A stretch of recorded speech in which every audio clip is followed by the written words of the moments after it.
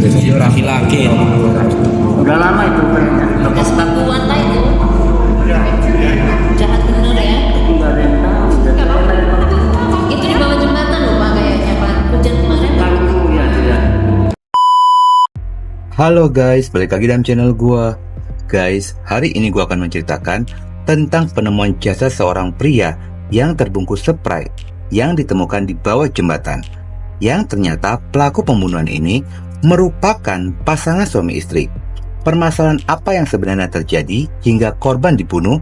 Yuk kita simak videonya.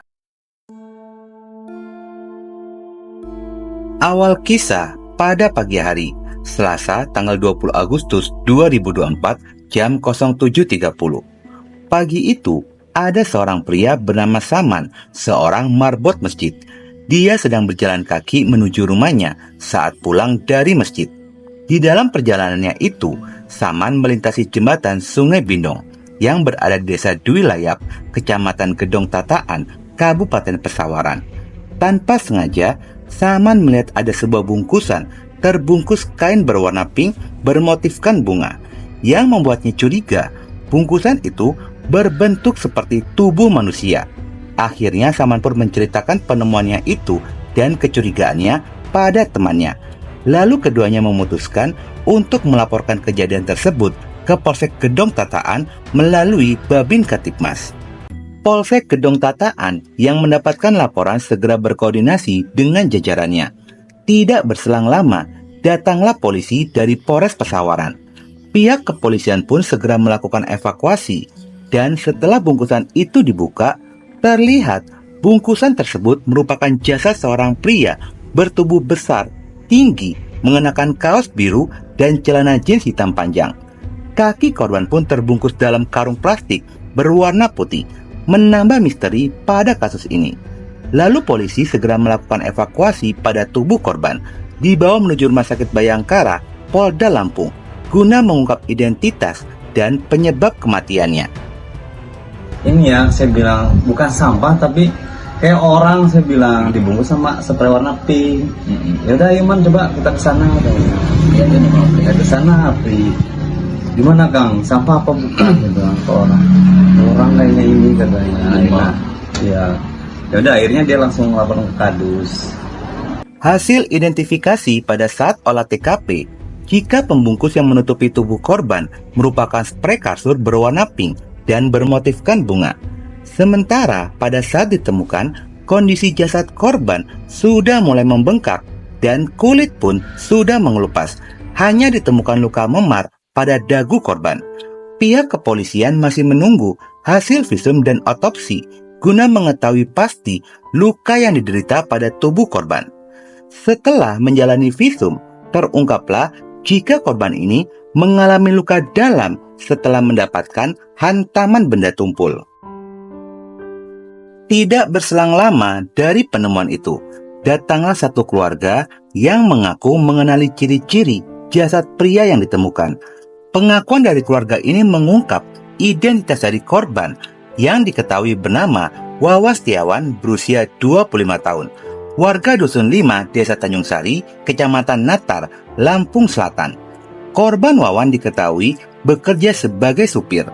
Menurut informasi keluarga, Wawan hilang sejak tanggal 18 Agustus 2024. Pada hari itu, Wawan sedang menonton acara Kuda Lumping.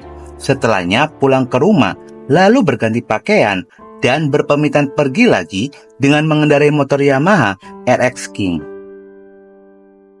Setelah dari kepergiannya itu, Wawan tidak kunjung pulang ke rumah hingga malam semakin larut. Berulang-ulang kali keluarga mencoba menghubungi ponselnya, namun tidak satupun panggilan yang terjawab lantaran ponsel milik Wawan tidak aktif. Hingga akhirnya keluarga mendapatkan kabar tentang penemuan jasad seorang pria yang ciri-cirinya mirip dengan Wawan. Setelah dikonfirmasi, ternyata benar jasad itu merupakan Wawan Setiawan. Diketahui Wawan ini merupakan anak tertua dari 3 bersaudara, dan semasa hidupnya korban ini dikenal baik, ramah, dan suka bergaul. Setelah menjalani pemeriksaan, jasad Wawan dikembalikan pada pihak keluarga dan telah dimakamkan.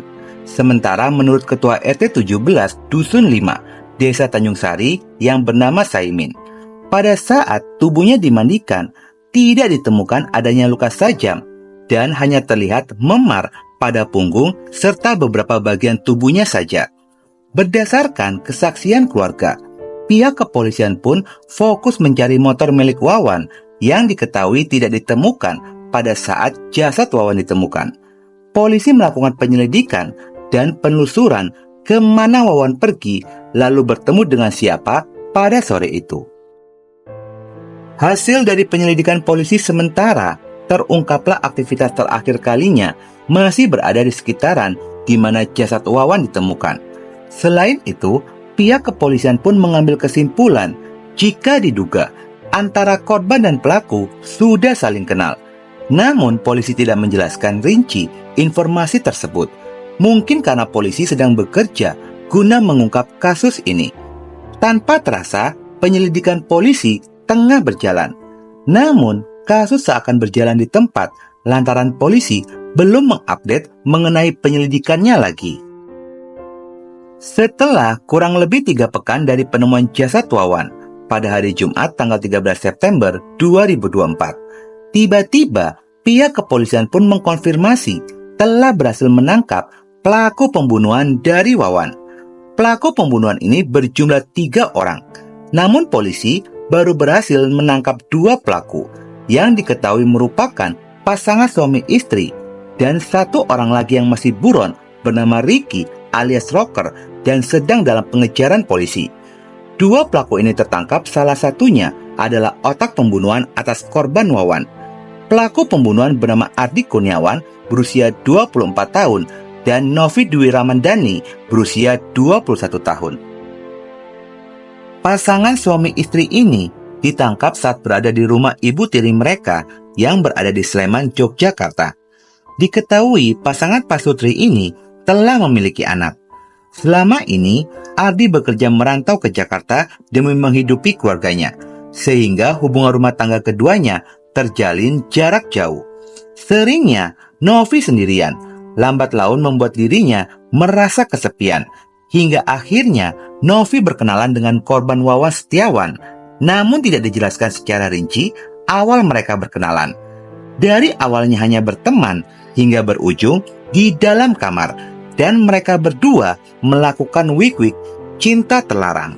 Semenjak itulah Wawan menjadi obat dari kesepian Novi, sementara Novi menjadi obat Wawan menyalurkan hasratnya.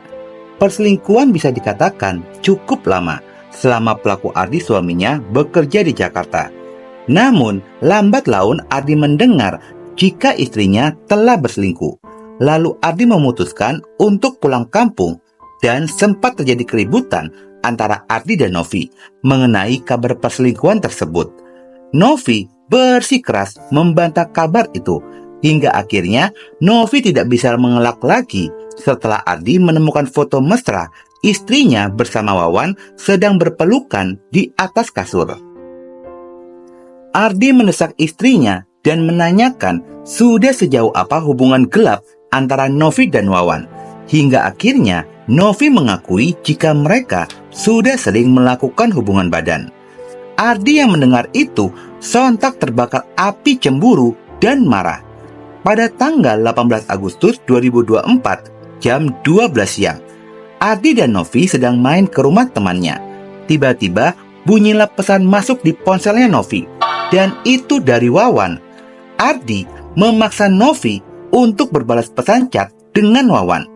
Dari percakapan itu, Wawan mengutarakan ingin main ke rumah dan mengajak melakukan wik-wik. Lalu Ardi menyuruh Novi untuk menyuruh Wawan datang pada jam 16.00.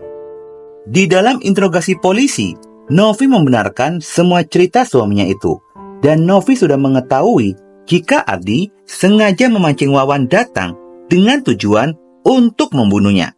Sambil menunggu kedatangan Wawan ke kontrakan, Ardi menghubungi Ricky alias Rocker temannya, lalu meminta untuk membantunya membunuh Wawan. Mungkin karena rasa setia kawan, Rocker pun menyetujui permintaan dari Ardi, lalu keduanya menyusun rencana di rumah kontrakan tersebut.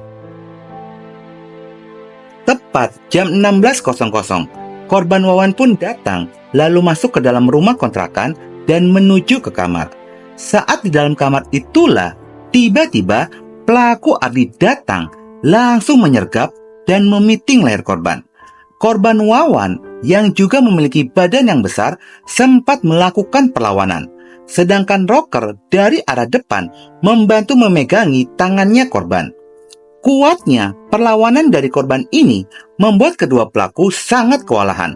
Lalu pelaku Rocker mengambil sebuah balok sepanjang 85 cm dan memukul dada korban sebanyak 4 kali. Hingga akhirnya korban berhenti melawan dan kehilangan nyawanya. Setelah memastikan korban sudah meninggal dunia, kedua pelaku ini membungkus jasad korban menggunakan karung dan sprei kasur. Lalu pada jam 17.00 membawa tubuh korban menggunakan mobil yang dipinjam dari temannya. Setibanya di jembatan Sungai Binong, kedua pelaku pun membuang jasad korban ke bawah jembatan. Hingga akhirnya pembunuhan ini pun terungkap. Sementara atas perbuatannya itu, Ardi dan Rocker yang masih buron jika tertangkap akan dijerat pasal pembunuhan berencana terancam pidana maksimal, yaitu pidana mati. Tetapi untuk Novi belum tahu apakah dirinya hanya dijerat pasal membantu dalam pembunuhan atau memang terjerat juga pasal pembunuhan berencana, karena Novi ini terpaksa ikut dalam pembunuhan setelah ketahuan berselingkuh. Guys, sebenarnya secara pribadi seharusnya Novi ini bisa dijerat pasal pembunuhan berencana karena awal permasalahan akibat ulah yang telah berselingkuh. Seorang sebagai pemicu terjadinya pembunuhan seharusnya bisa dijerat pasal pembunuhan juga. Apapun bentuknya, tidak ada asap jika tidak ada api. Terlebih Novi pun telah berselingkuh, bisa dijerat pasal perselingkuhan. Oke guys, sekian dulu video gue hari ini dan jangan lupa ikuti terus video gue. Oke?